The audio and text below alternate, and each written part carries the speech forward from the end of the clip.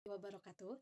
Perkenalkan, nama saya Fitria Nurholis dengan NPM 24067124006. Di sini saya akan menjelaskan materi tentang organisasi lembaga pendidikan. Mari kita mulai dengan memahami apa itu organisasi lembaga pendidikan. Organisasi lembaga pendidikan adalah suatu sistem yang terstruktur dan terkoordinasi dengan tujuan untuk mencapai tujuan pendidikan yang telah ditetapkan. Dalam sistem ini, berbagai komponen bekerja bersama-sama seperti sumber daya manusia, sarana dan prasarana, kurikulum, serta pembiayaan. Setiap lembaga pendidikan tentunya memiliki visi, misi, dan tujuan yang jelas.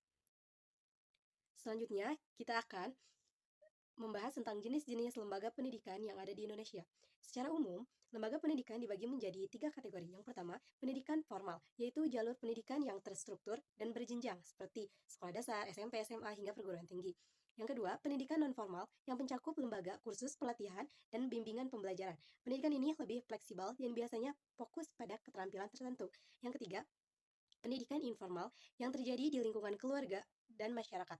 Meskipun tidak terstruktur, perannya sangat penting dalam membentuk karakter dan nilai-nilai dasar seseorang. Selanjutnya, struktur organisasi sekolah. Di puncak struktur organisasi ada kepala sekolah sebagai pemimpin tertinggi yang bertanggung jawab atas seluruh kegiatan sekolah. Kepala sekolah dibantu oleh wakil kepala sekolah yang membidangi beberapa area seperti kurikulum, siswaan, sarana dan prasarana, serta hubungan masyarakat.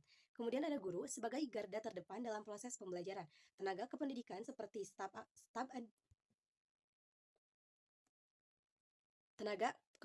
seperti staf administrasi, pustakawan, dan laboran juga memiliki peran vital dalam mendukung operasional sekolah. Dan yang tidak boleh dilupakan adalah komite sekolah yang menjadi mitra sekolah dalam pengembangan dan pengawasan mutu pendidikan. Fungsi organisasi lembaga pendidikan memiliki beberapa fungsi utama. Yang pertama, perencanaan, yaitu menyusun program kerja dan target yang akan dicapai dalam periode tertentu. Yang kedua, pengorganisasian, yaitu pembagian tugas dan wewenang kepada setiap unit atau personal secara jelas. Yang ketiga, pelaksanaan, di mana semua program pendidikan diimplementasikan sesuai dengan rencana. Yang keempat, fungsi yang keempat, pengawasan, yaitu melakukan monitoring dan evaluasi terhadap jalannya program. Dan yang kelima, pembinaan, yang fokus pada pengembangan kompetensi sumber daya manusia secara berkelanjutan. Selanjutnya, prinsip manajemen pendidikan. Dalam mengelola lembaga pendidikan, ada beberapa prinsip penting yang harus ditetapkan. Yang pertama ada efektivitas, memastikan tujuan pendidikan tercapai secara optimal. Efisiensi, menggunakan sumber daya yang ada secara tepat dan tidak boros. Kemudian ada akuntabilitas. Setiap keputusan dan tindakan harus dapat dipertanggungjawabkan kepada publik. Kemudian ada transparansi, keterbukaan informasi kepada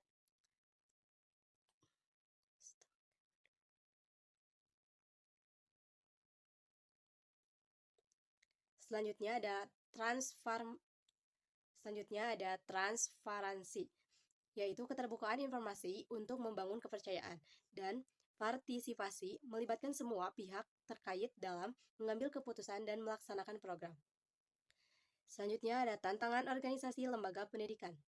Tentu saja, dalam menjalankan organisasi lembaga pendidikan, ada berbagai tantangan yang harus dihadapi. Yang pertama, perkembangan teknologi dan digitalisasi yang secara cepat menuntut lembaga pendidikan untuk terus beradaptasi. Yang kedua, tuntutan kualitas pendidikan yang semakin meningkat dari masyarakat dan dunia kerja. Yang ketiga, perubahan kurikulum dan kebijakan pemerintah yang harus diimplementasikan dengan baik. Yang keempat, keterbatasan anggaran dan sumber daya yang sering menjadi kendala.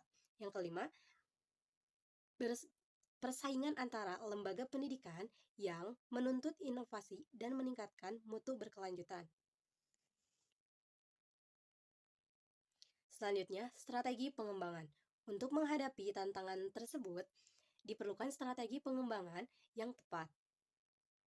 Yang pertama, menekankan kompetensi SDM secara berkelanjutan melalui pelatihan dan pengembangan profesional. Yang kedua, pengembangan infrastruktur dan fasilitas yang memadai untuk meninjau proses pembelajaran. Yang ketiga, inovasi pembelajaran berbasis teknologi untuk meningkatkan efektivitas dan daya tarik pembelajaran.